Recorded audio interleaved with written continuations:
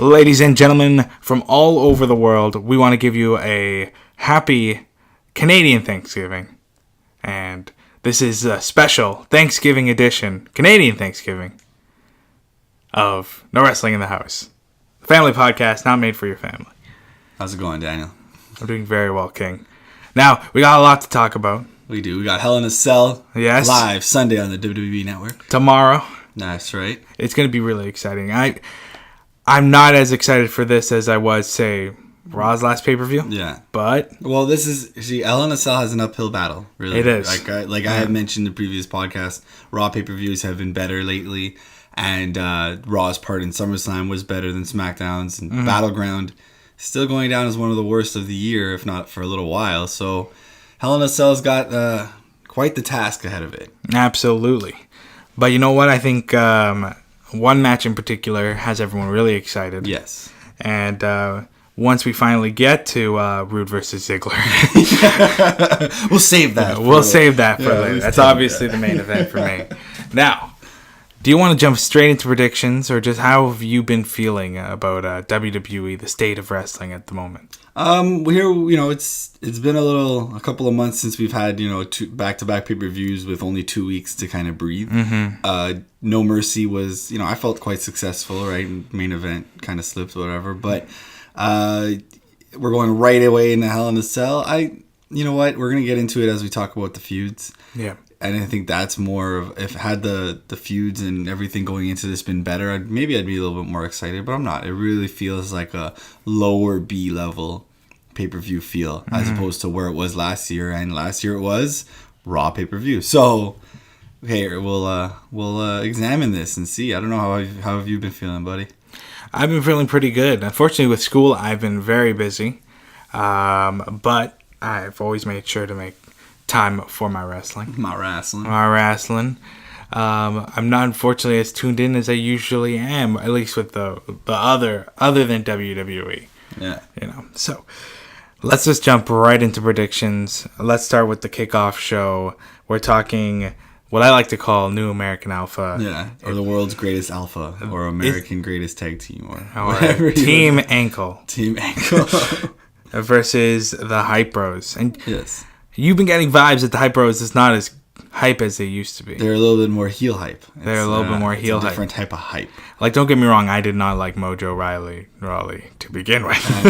He's a very give or take kind of guy. I would not want to be beside him in a car. Yeah. While music was playing. Let's just say that. Isn't that what his interest basically is, Daniel? Basically, yes. Just uncomfortable amounts of energy. And, especially for SmackDown, this is your standard kickoff show. I feel like lately with kickoff shows, I don't know, do the people just not want them to exist anymore? Because it's like, if a match has zero importance, they're like, oh, well, this is just bull. There's nothing's important about this match. But then if it's too important, they're like, oh, this shouldn't be on the kickoff show. This should be on the main card. So it's just, do you guys just not like the kickoff show?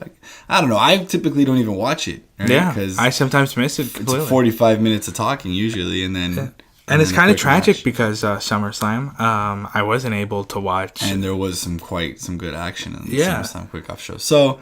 Hey, who knows? But again, this one is your pretty much run-of-the-mill kickoff shows. Yeah. And I'm going to give it to Chad Gable and Shelton Benjamin without a doubt. I think Hype Bros are due for a little explosion. I think it's going to be Riley versus Zack Ryder in the near future. So I think definitely giving it to American Alpha 2.0. I think that's going to be what the Hype Bros are ultimately. And I think it would be better overall if that's what happens. Well, it's a shame, you do need tag teams, but we do hope that like the Fashion Police kind of comes back into the picture, and whoever they're teasing at comes into the picture. So absolutely. All right, let's go on to the main card. Let's start with Natalya, the women's champion, versus Charlotte, who kind of just, when they first revealed that Charlotte was going to be her challenger, just had her walk out. Yeah. Which goes to show about the power that the image of Charlotte alone is, that she's such a successful champion, or many times champion. That this is going to be an interesting match. I'm just going to say right out the bat, I think Natalya's going to retain. I don't think Charlotte's going to win the championship this time. Well, you do remember there is a cash in coming in eventually. I don't know if Charlotte's going to win and immediately be cashed in on. I want to forget about the briefcase. I think the best briefcases that are ever cashed in are the ones you did not realize and you forgot about. So yeah, I think just keeping her maybe off television completely, Carmella, and just having it come at some point. No, Daniel, you got it. I don't think that's a little step too far. Taking her off television. Take her off television. Why not? She's still getting paid, weirdo. Okay, so I'm gonna go with you know what, Charlotte. You're usually always the one disagreeing with me just for argument's sake. I'm gonna go with Charlotte. This feud has been very standard. Again, Natalya is doing all right as a champion, and big ups to her. I believe with Sunday's performance, she'll have the most pay-per-view fights as a woman. So yeah, I think so, which is pretty cool. And Charlotte though probably get cashed in on maybe right away. I don't know, but Charlotte's a face now, which I'm not even entirely sure how I feel about feeling that. it, but you know, with what's going on with Ric Flair, she was a thought even while she was gone. You know what I mean? People do definitely love Charlotte, so I'm gonna go with Charlotte on that one. Even though I'm such an advocate for long reigns, title reigns, so we'll see. But I'm go with Charlotte, and Natalya's been doing great. You know, fine as a champion. I'm still upset over the whole Naomi thing, like her not getting a longer stretch of time there, but. I think there's still some steam in there, and that's why I don't want to stop it just yet. Yeah. Even if let's just all be happy that Bret Hart and Ric Flair are not being asked to stand at ringside. Of course, especially Ric Flair and his health at the moment. Yeah. But no more screw jobs, please. We've seen this match a million times. Though this is probably a different dynamic. Yes, at least since NXT. Reversed, yeah. So yeah, I still see Natalya, but we're allowed to disagree, even though you're wrong. Yeah. Alrighty, so let's talk about Dolph Ziggler, the resident handyman putting people over, and Bobby Roode. Do we need Ziggler has to be like the weakest initiation for anybody coming up to. He's like Glass Joe. I don't. You know what? And that's the thing, because we love Ziggler, right? Yeah, we do. I don't hate him. And it's this. Okay, so this gimmick that he's had as of late, apparently it's leading to a different type of entrance on Sunday. Which I would be happy about. Yeah, which is fine now that he's not doing other people's entrances, but who knows, maybe they'll just do that. Maybe he'll come in as Bobby Roode, and then everybody's, confused. Yeah. Oh no, but which is the real one? And you're there with a gun point, like, the ref. I obviously gonna go with Roode on this one. I hope we do see a different type of Ziggler. And I hope he can get some momentum after this. He's not going to. I'm just giving you already the no. Because we know that when Drew McIntyre comes to SmackDown, he'll be fighting Ziggler. We know that Tommy comes to SmackDown, he'll be fighting Ziggler. Exactly. We know that all these, one by one. And he's good at his job at being like just somebody who's unsavory. It's a shame because he's fun.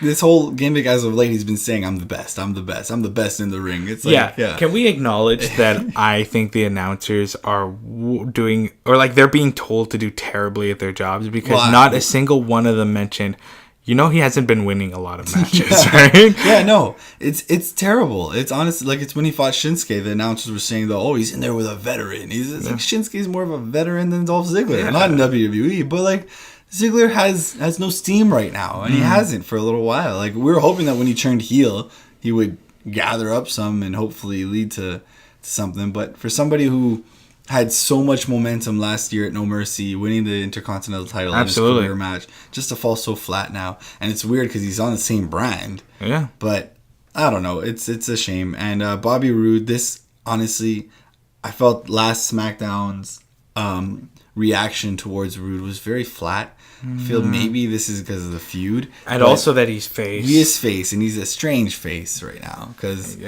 it seems like at any point he can just hit you with a chair. Really, like that's what I'm expecting. Yeah, like I just don't. There's some people who just play face, and there are people who deserve to be healed just by their face. Yeah, like you could. One day I could see him as a face, but after being a heel. Yeah. So the fact that he hasn't started this next generation's, Ric Flair because of the glitz and the glamour. Yeah, so he's fantastic. You don't come out all glitz and glamour and get cheered. Like, you know what I mean? Absolutely. Because realistically, the average man isn't glitz and glamour, right? Mm-hmm. So we'll see. But I'm definitely going with Rude without a doubt. I hope we see something different from Ziggler. This is probably a one-off. Like, they're gonna have this match. Like I said, his initiation, and then Rude will be moving on to things. But I still have hopes. Sometime next year, Rude is WWE champion. So this isn't my definition of hit the ground running. But, I do feel like they've kind of ruined his debut onto the main roster. But it's still hopeful. They have a habit of doing that. Yeah. It's still hopeful. It's not like almost like Shinsuke's, right? Yeah. So it's actually exactly like Shinsuke's. But yeah, what are you gonna do?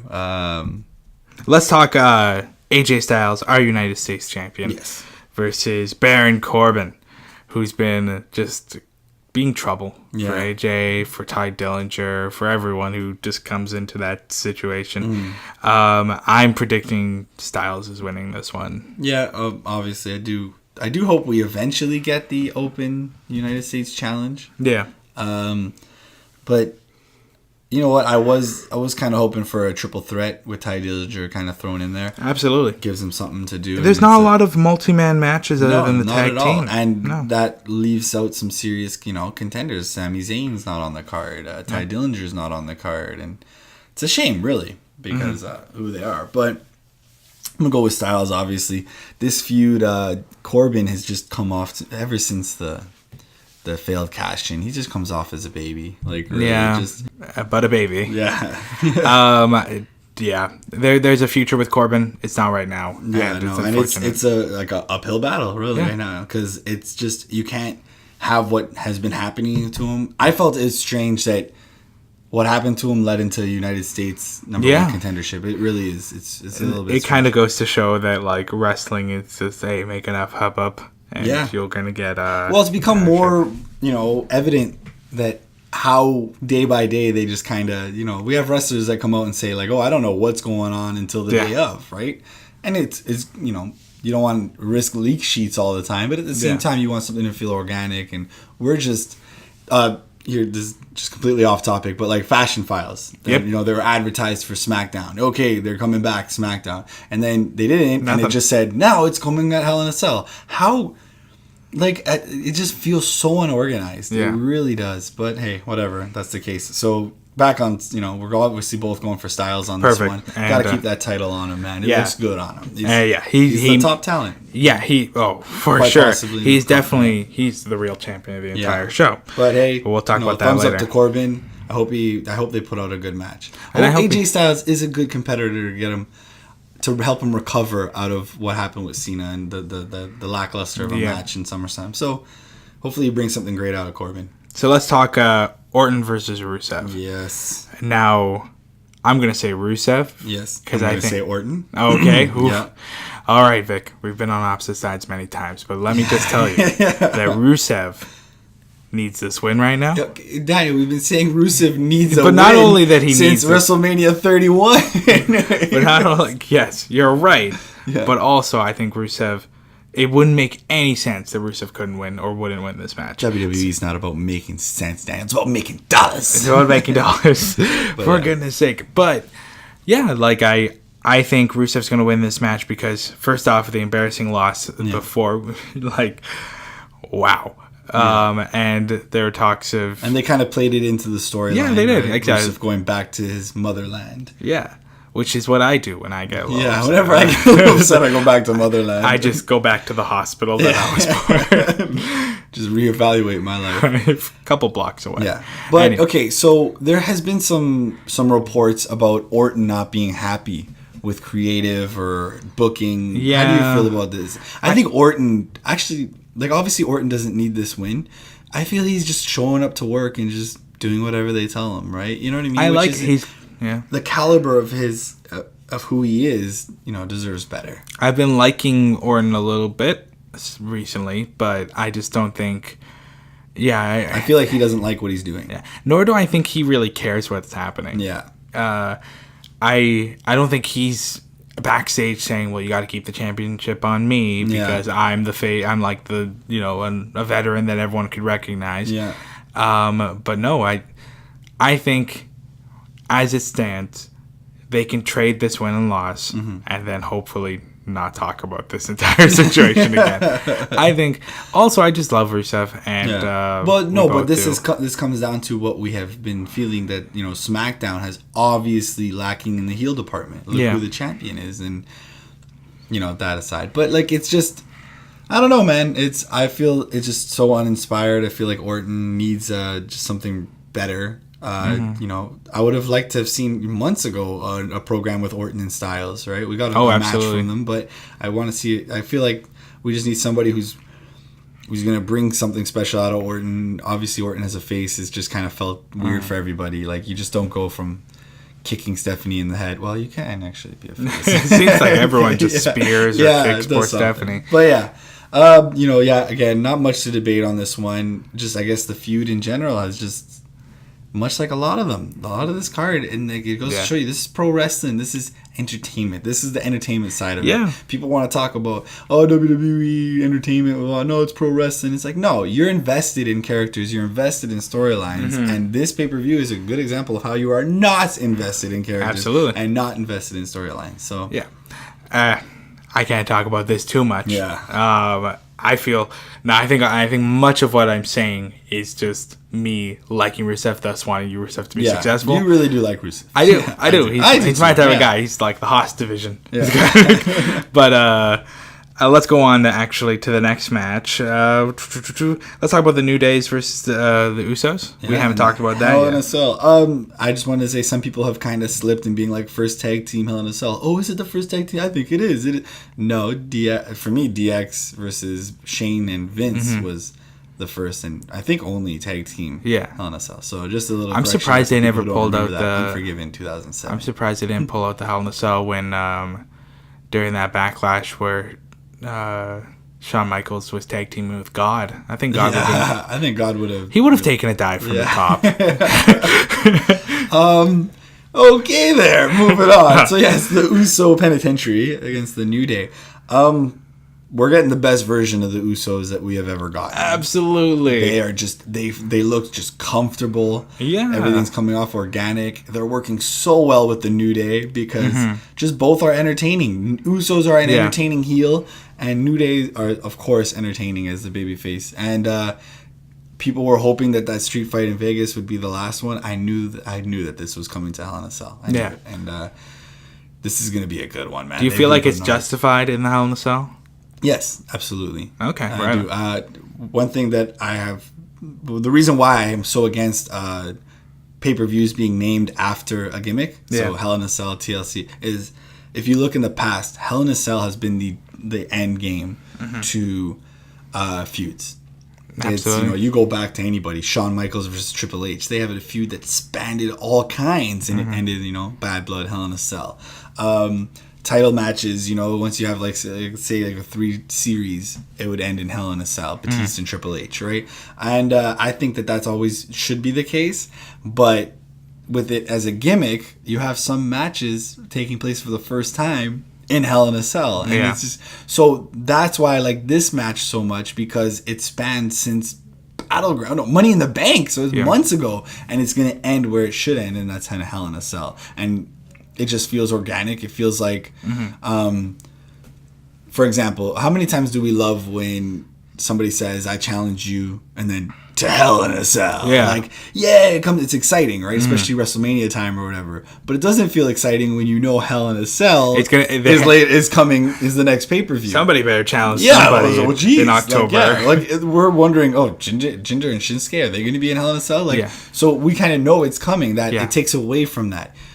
With Usos and New Day, it felt better, felt more organic, and it felt more like, Hell in a Cell, you get a little bit more excited. So, because they have been putting on great matches, tag team matches of the year, possibly. So, I love the tag team division on both brands right now, just because of who the champions are. It's just been awesome, and this is definitely where the feud's going to end.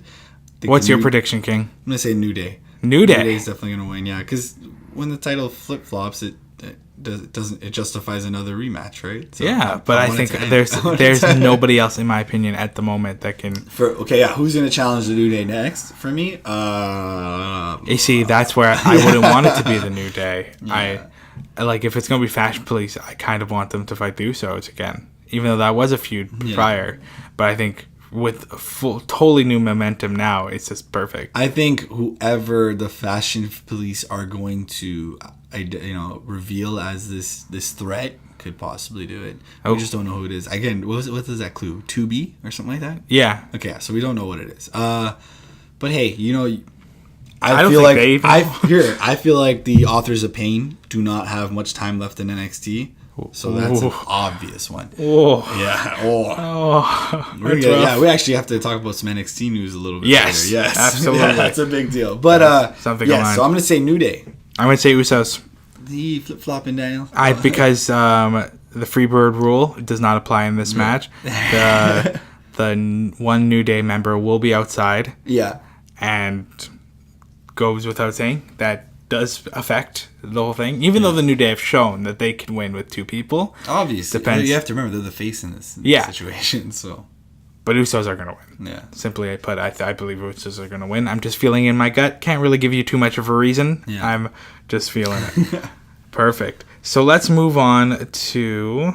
You believe that this is the co-main event now? Yes. Yeah. So we're going to talk about the championship match first. Yes, because it's obvious who's going on last. Yes, I think any reasonable person would put the Hell in a Cell, the marquee match, after. That's like putting, you would want Royal Rumble to be the end of Royal Rumble. So, let's talk about Shinsuke Nakamura versus Jinder Mahal. We talked about the Hell in a Cell for a bit. Yeah. They're not in the Hell in a Cell. They're not in the Hell in a Cell. How do you feel about that? This has been a subject of discussion, right? Of heated debate. WWE Championship, your top prize is not contendered in the gimmick pay-per-view that it is. I'm happy it isn't because I don't feel like it deserves it. Yes, it doesn't. But I kind of wish it deserved it. Yeah, I wish exactly. That's very good. I wish it was a better feud. I wish it was a better, and that's just a mixture of terrible decisions for this feud. The remarks being used, the pictures being mocked. Yeah, I think WWE's confused at us booing Jinder and us booing creative, or it's boringness. I don't know. They're like thinking, oh man, they're really booing Jinder. It's like, I wasn't against the remarks being used, but I also would like Shinsuke to have run out or to have come back. Show himself in a better light than just being backstage. Yeah, well, be careful what you wish for. No, Shinsuke better run out and punch that guy in the face for disrespecting him. Yeah. And we would all be okay with that. We would all agree and we would all like it. Exactly. But because of technicalities, he was not in the country when he first said it, or we're gonna have him just show backstage. Just this last SmackDown, he came out and was beaten up by the Bollywood boys. I'm not excited about this but feud. That last SmackDown was the best in there. I mean, it's still pretty flat. Yeah. Obviously, I'm not gonna say it justifies the whole feud or Jinder as champion, but that was the most that we felt this. Jinder attacking from behind, fooling him with his music. Shinsuke getting the upper hand, and then the Singh brothers, not the Bollywood boys. Did you say Bollywood boys? Yeah, they used to go by the Bollywood boys. So the Singh brothers coming out and helping Jinder get the upper hand. This you build sympathy towards the face in the situation. You get some heel heat. That's better than making fun of pictures and. He looks constipated in this one. This one, he's confused. This one, he's wondering what to buy. Low-fat yogurt? Or, it's like, this is just terrible. And, oh my gosh, poor Jinder. I was happy when he won the championship because I thought there was hope in this guy. But, yeah, I was. I feel like I have to be honest with myself, and I was. Because I just like... Well, you felt with the proper booking and the proper treatment as WWE champion that it can surprise everybody. Yeah, right? But it didn't. A lot of people give heat to, they compare it to JBL. How JBL was a nobody before winning the WWE title. And, I was younger, and that, especially you, I think I was a teenager when it was coming up, and I hated JBL as a heel. I wasn't thinking, oh my God, JBL shouldn't be champion. Mind you, I was young, and I was just watching it and, investing in the storylines, but I hated him. He was a good heel. I don't... and it kind of makes up for all the crap. But right now, Jinder is not a good heel, not performing to the level that he should be, and it's really ruining Shinsuke's momentum. How would you rate Shinsuke's momentum right now? Oh, it's just mediocre. The aura that was Shinsuke Nakamura is gone. You know what I mean? Yeah, it's unfortunate because everything from the beginning when they called him the artist rather than the rock star or something more had provocative. To put something there. Yeah, they needed this guy to be far more provocative, and now he's just like, now it's just not important to me. I don't even know what to peg what his character is right now and what it's supposed to represent to me. Yeah. Foreigner ready to make a new life in a new place? No, I don't know. Maybe that's kind of what they're going for. But yeah, I'm saying Jinder Mahal's retaining. Yeah, I'm saying Jinder Mahal's retaining as well, especially with news that WWE is going back to India. Yeah, this year. And I've also heard it's not been super great in India. They're not have been capturing the markets they've wished. And that kind of goes to show you that in the Indian market, they're still just fans. They still want to love the story and everything. And in my opinion, too, wouldn't it be strange if, I don't know how I'd react, but if your champion is getting displayed the way he is on television, how would you be like, yeah, he's Indian. Wait a minute, he's an asshole. Yeah. So I don't know. Great Khali didn't talk too much. He was more of a visual kind of guy, and that's easier to cheer for. Whereas Jinder, you're just like, wait a second. Like us as Canadians, we've been graced with many great champions. Yeah, exactly. Jinder and Mahal being one of them, but that's besides the point. People who identified as Canadians and their personalities. So, and they were champions far before our time. So we were like, okay, we like Bret Hart because he's awesome. Yeah. Portuguese Man of War never won a title, Vic. Exactly. That was exciting. I get it. I get what they were trying to do, but it just didn't feel exactly. And because they also didn't see the rise in Jinder. Like nobody saw a rise in Jinder. He was just WWE champion, and the month before they just scrambled to get him some wins and stuff. You know what I mean? So whatever. But they're gonna keep the title on him to go there and to. Obviously another option, and they've done this in the past with Shinsuke, right? Losing the NXT title and then winning it back in so they could do that, right? He lose the title and win it back in India, but that would just be I don't it'd be too obvious. I don't know, but I don't want to see two-time champion beside Jinder's name right now. Right. He's got the look. Again, like presentation wise, it hits everything. He's got the look, he's got the entrance, he's got the visual, the lighting and everything to aspect of his entrance I like from the moment his song plays, but I just don't like what's going on for sure. Alrighty, so we both definitely say Jinder on that one. Yeah, it's almost like no question. But hey, we might be surprised. But yeah, I see Jinder winning this one. I'm gonna say, let's move on to the next one. Yeah, the main event or de facto main event. Let's see how they actually book it. It's Shane McMahon versus Kevin Owens in the Hell in a Cell. Seems to be the most exciting thing that's happening tonight. Yes, especially they got this feud is hot. It's good. Kevin Owens, Vince McMahon still taking bumps at 72 years old and doing it for somebody of Kevin Owens, name and all that is really good. It's really exciting because that pretty much solidifies you as look who's put their hand on Vince. You know what I mean? Like the who's who of wrestling. Like it's awesome. So to have Kevin Owens join that club instead of the Kiss My Ass club is good. And I want to just acknowledge one thing.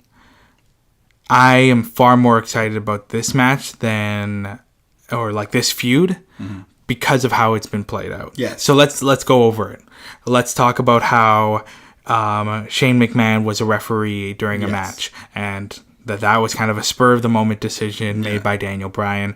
And but that itself, Daniel, there was lead up to that. Yeah, Kevin Owens was already blaming Shane before that. Right? Exactly. So, that was perfect. Yeah. So then the assault by Shane and how he was threatening to sue, and then that it was kind of like, what kind of man would sue in a sport where we brawl out our problems, and just all that leading into then Vince McMahon showing up, Vince McMahon being brutalized, Shane McMahon being told that his family would have benefited from him dying, losing his life, that helicopter crash or helicopter landing, all these things. And I don't think I remember any of them saying bitch or any of them saying a curse word like they did on Raw.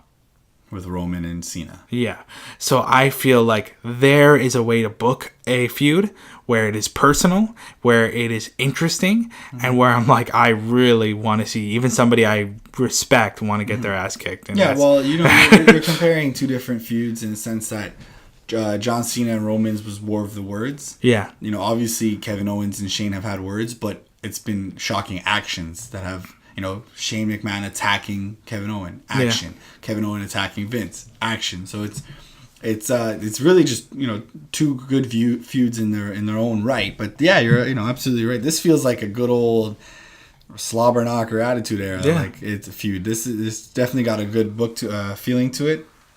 I'm gonna go with Kevin Owens, and that's weird because Shane. This will be Shane's like third or fourth loss since coming back, but I think they need that. And if it's true that it leads to Triple H versus Kevin Owens, that's a possibility, because I feel that Stephanie walking out that day when Vince got hurt kind of plays into something. Or I don't know. So I have two lovely predictions. Okay. Now, both of them in which Kevin Owens wins. Okay, so the first one is obvious. Kevin Owens wins. He's simply a wrestler. Shane McMahon is not. Yes. So that totally justified. And if you actually think of everything logically, that's how it would end up turning out. Yeah. The wrestler would win the wrestling match. Yeah. The other one is Sami Zayn turns heel on Shane McMahon. Okay, now, what does that lead to? So it is... Not only is it a Hell in a Cell match, but it is also a Hell in a Cell false count anyway. Which, by the way, making it obvious that something's going to happen. That they're leaving. I think we both love that. Why not? But I think Sami Zayn was ignored by Shane McMahon recently. And I think while he was being played really well into this, even more so than I would have expected.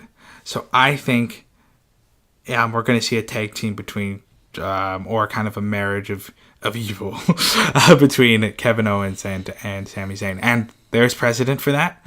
Not in WWE, but they were a tag team in ROH.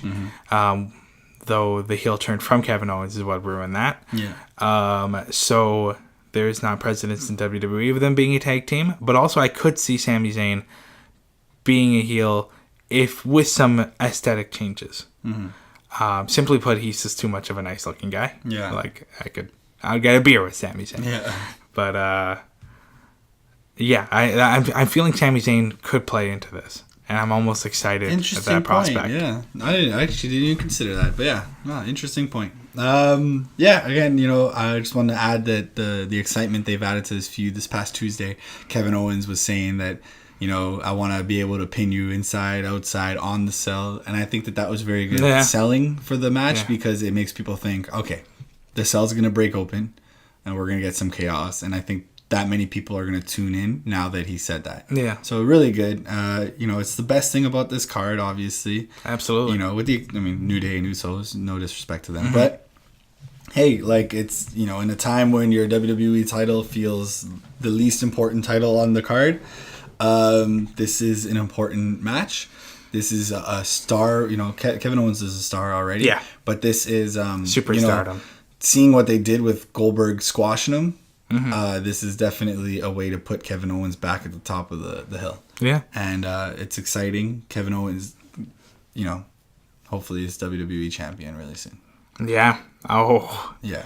That excites me. And hopefully this leads to a really important spot in the WrestleMania card. Kevin Owens, they got it, especially with WrestleMania. We need some new, like I had mentioned, part-timers, taking over the WrestleMania main event scene, right? Every year so far, there's been a part-timer in the main event, for a long time now, for 7 years or something crazy. So I hope that with this batch of superstars we have, that we lead into something different. And I think Shane's going to help usher Kevin Owens into the top of the mountain. And I'm really liking Shane as a character. Yeah, Shane's good. There's nothing to know. I almost he's not a wrestler. We make that very clear. Yeah, but he's a daredevil. Gimmick matches. Yeah, and he has credibility. Yeah.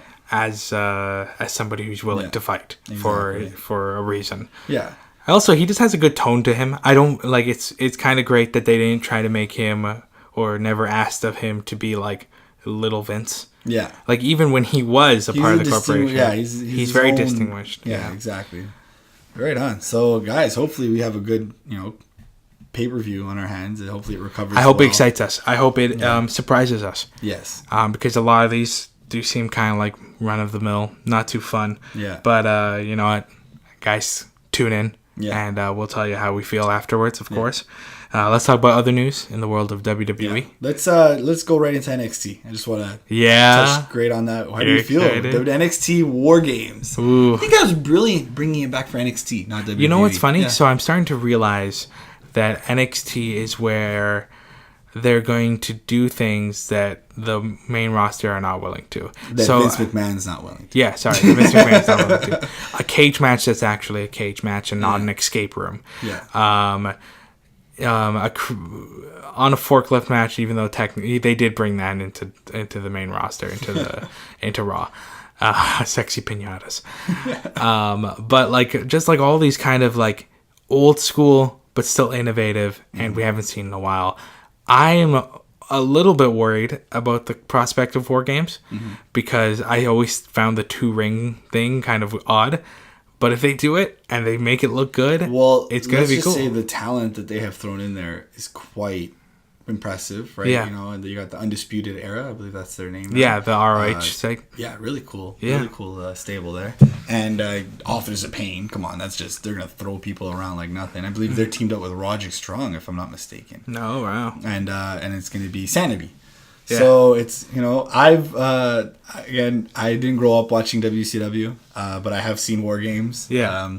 Unfortunately, the only WarGames I've watched is the one where Ultimate Warrior comes back and like the smoke. And stuff. It was absolutely terrible. Yeah. But it was like NWO Hollywood, NWO. No, you gotta watch one with like and WCW. The Road Warriors and stuff. Man. So I think that this is just going to. A lot of the fan base hasn't probably watched WarGames. Well, I mean, a lot of the NXT fan base probably has, right? But I'd like to hope that some of the casual fans are going to be watching this, and I think it's exciting. I'm definitely happy that they announced it. That's going to be really cool, and I hope we see more experimental stuff, right? More things coming out. I think this is better than the Starrcade announcement. Yeah. I'm not feeling the Starrcade announcement. We don't even know if it's going to be televised. It's probably not going to be televised. But so if it's not, what's the point of putting Starrcade on it? And like, it's funny because they're tapping into nostalgia hard for a lot of people. Even though, again, I did not grow up in the heyday of, or I did grow up, but I did not see anything of WCW while I was growing up.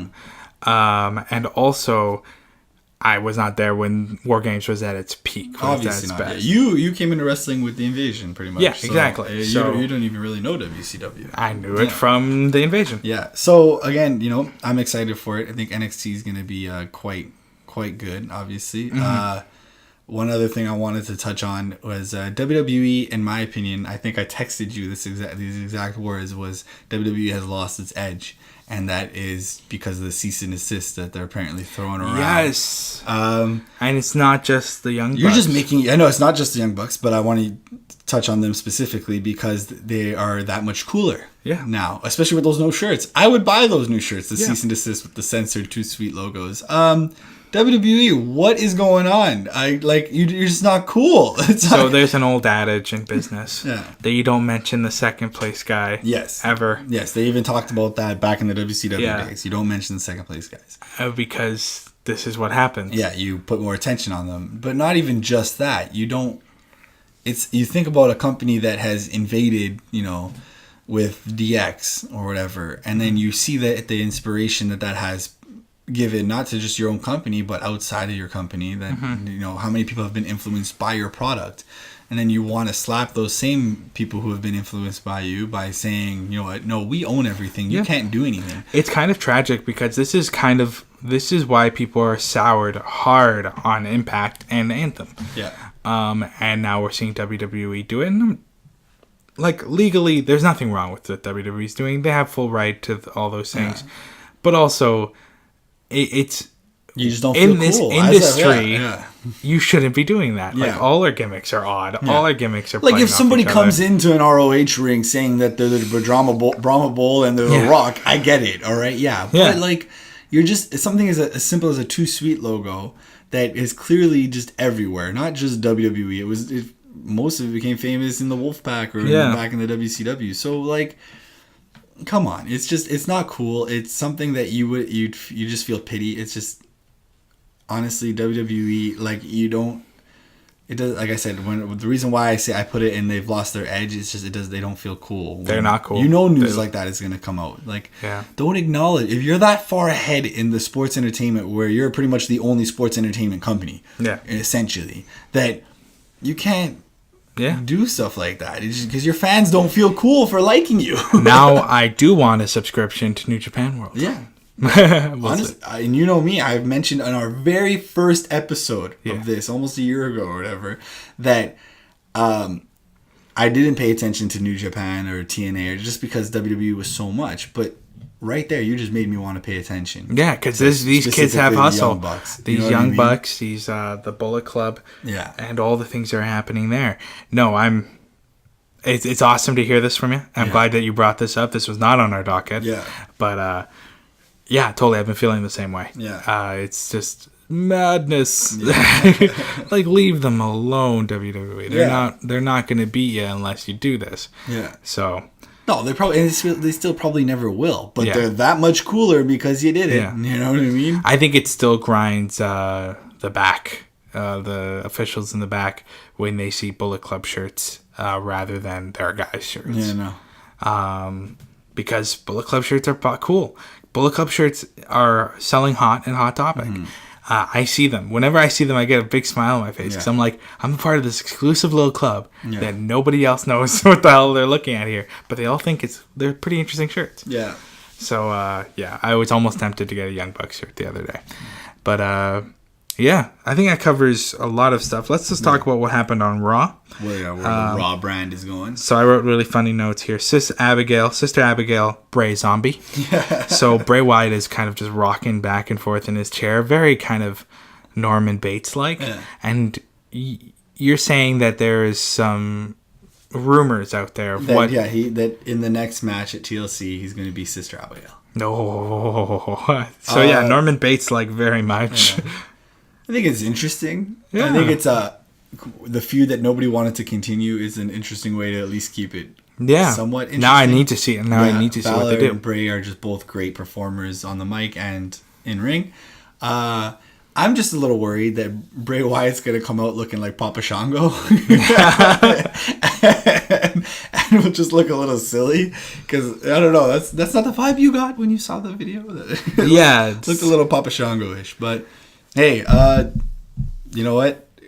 What's there to really say about the feud? But Bray, he definitely needs a shot in the arm, like adrenaline. So we know that Sister Abigail is or was a person who had passed on.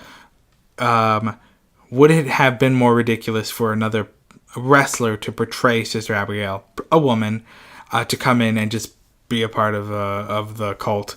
I think yes, when the Wyatt family was a stable, like a good solid stable, and I think that would have been a good time to have done it, and then she kind of rule over the women's division eventually.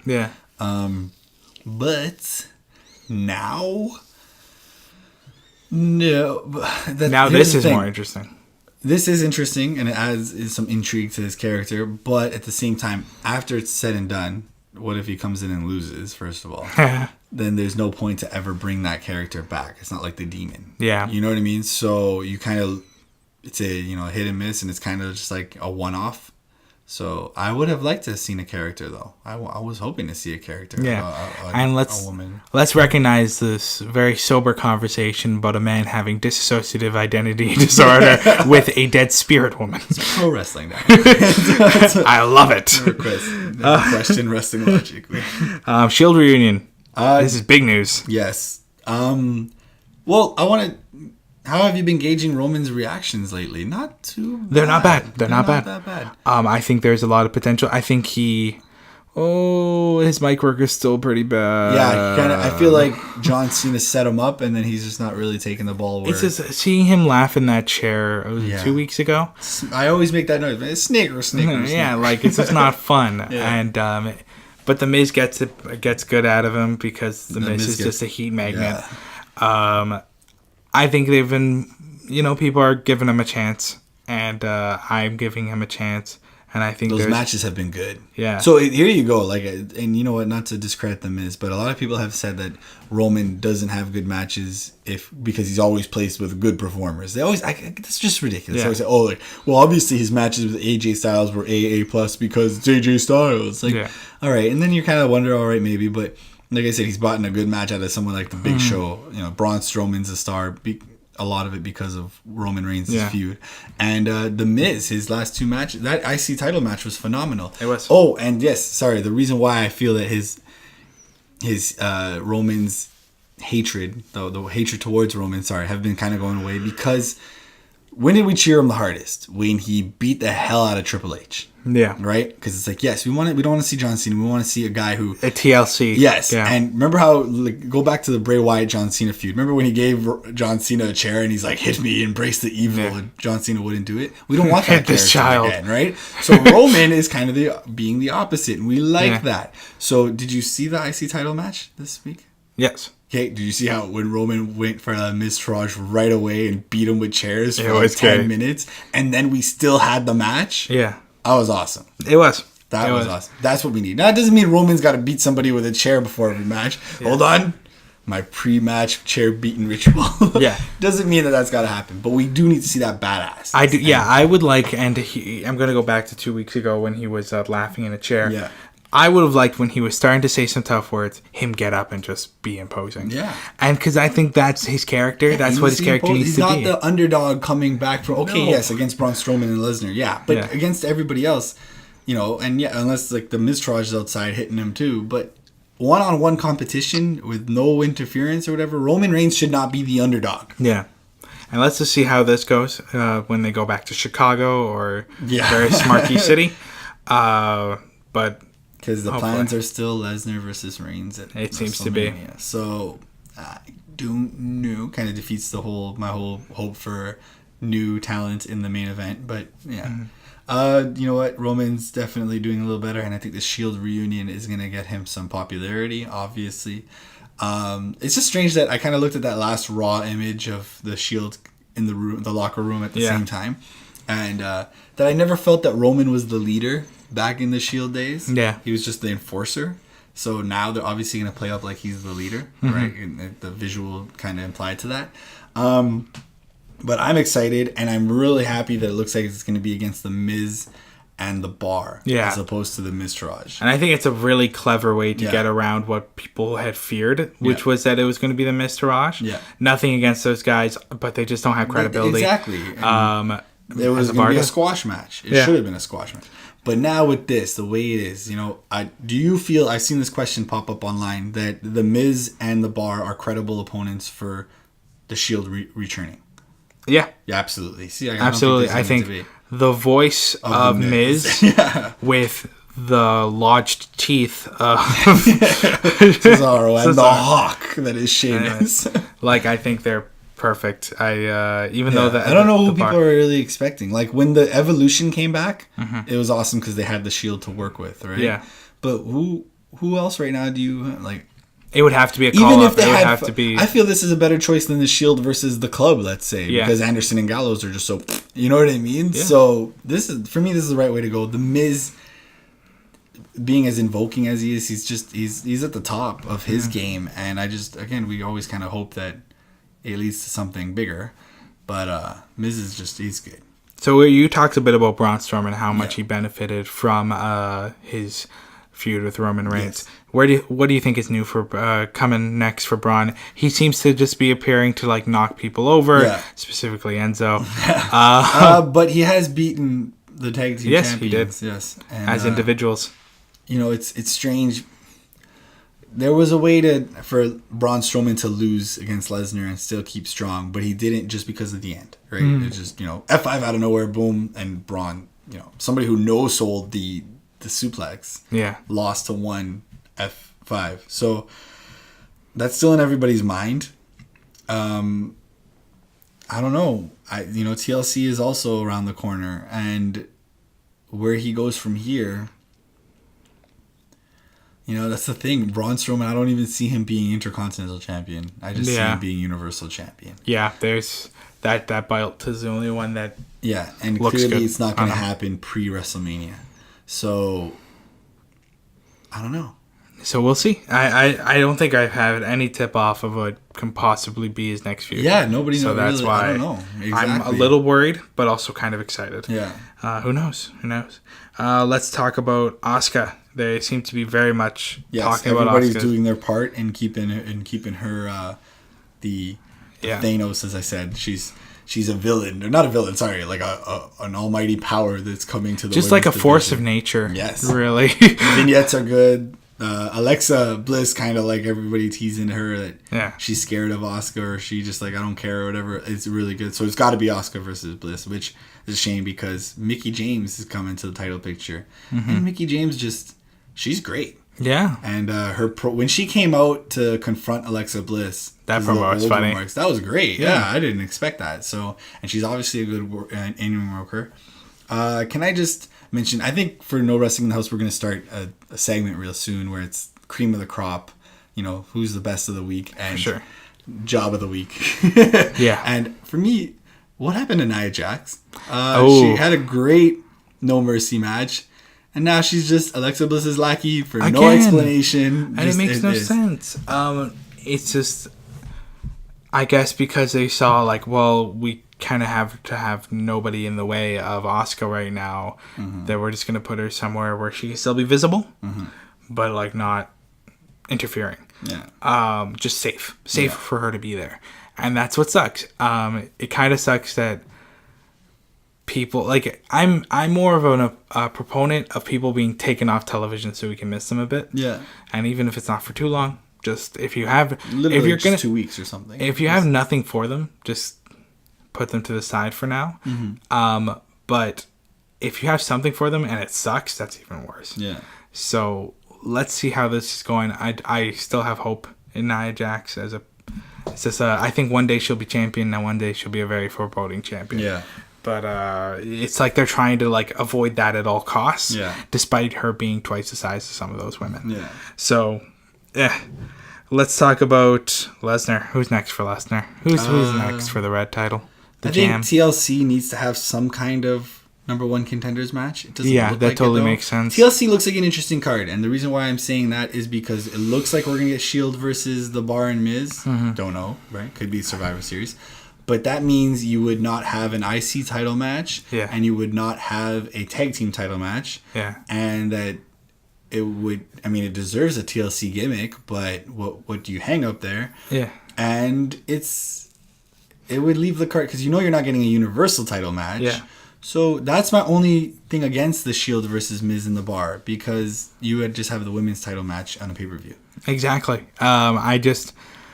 And it's funny because you talked about number one contendership. Series. I don't know. You talk about number one contendership for Lesnar happening. Yeah.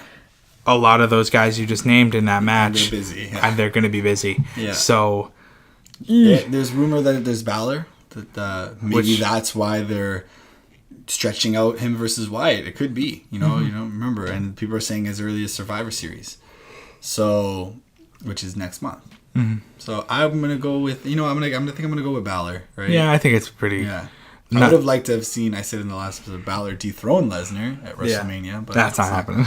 So I think he's gonna lose. We'll see how he does at the Royal Rumble. Yep. But more than likely, if we're talking, here's the thing: if Roman Reigns is the one supposed to dethrone Lesnar, then does that mean he wins the Royal Rumble? Do you think another SmackDown? They're going to go the easy way. This is exactly what's going to happen. Lesnar versus Roman Reigns is going to main event WrestleMania 34, if that's what the plan is. And because you don't have that match in the middle of the card. And it's going to be main event. Tyler Breeze is going to win the Royal Rumble. Exactly. I think they're going to try to appease everybody by having a SmackDown fan favorite win the Royal Rumble and then them win at WrestleMania, but in mid card. You know what I mean? For the world title. It's kind of always the easy way to go. That's why I always laughed back in the original brand split because it was so important for Raw or SmackDown to win the Royal Rumble, if you don't recall, right? Yeah. It was always like, oh. Typically, whenever SmackDown won the Royal Rumble, they wouldn't main event WrestleMania. Yeah. It would still be before the Raw main event. And usually the person who lost, like last in the Royal Rumble, would go on to fight in the main event anyways for the title. Yeah, I think the phrasing of to main event WrestleMania is just like it's funny because WWE will call like 5 things the main event in one show. Yeah, that's the best thing of what CM Punk ever said about WrestleMania. He's like, no, the main event is the last match. And it is. And the reason why I had brought out that last point is kind of like this. My favorite Royal Rumble ending of all time was when Undertaker and Shawn Michaels, I believe 2006 or something like that. I'm probably wrong. But it was before WrestleMania 23. And they were the last 2 in there. And it was just an awesome clinic that they put on. And Undertaker went on to face Batista for the world title. And Shawn Michaels, who lost the Royal Rumble, he was the last one to be eliminated, went on to face John Cena anyways for the WWE title. And they main evented the show. Yeah. See what I mean? So I think that's just going to be the case. No, it's definitely going to be the case. Roman's going to... And it kind of sucks because we're seeing SmackDown on this downward projection. And that... When it was so hot a year ago. Yeah, and it's like they're already putting the nails in. And I'm like, no. No, it's not. And, when you look at viewership, like whatever, 80% of Raw apparently watch SmackDown. It's not bad. It's good, right? Yeah. So just I hope for the shot and adrenaline that SmackDown needs. For sure. And it could be at Hell in a Cell. Probably won't be. Yeah. All right, Vic. I think we covered everything for today. Whoa, that was good. That was a good show. Now I hope for you as it was for me. I hope everyone's excited for Hell in a Cell. And again, happy Thanksgiving. If you're not celebrating Thanksgiving, you're not from Canada. Do what you need to just thank everyone in your family. I'm sure there's other holidays out there. In Brazil, it's National Children's Day or something. And they get the day off. So to all my Brazilians.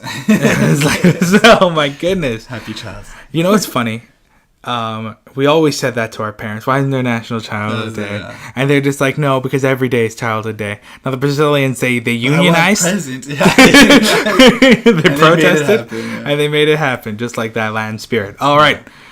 Thank you very much, King. I'm Dan the Man. Let's sign out for today and have a great one. Enjoy Hell in a Cell, everybody. Peace.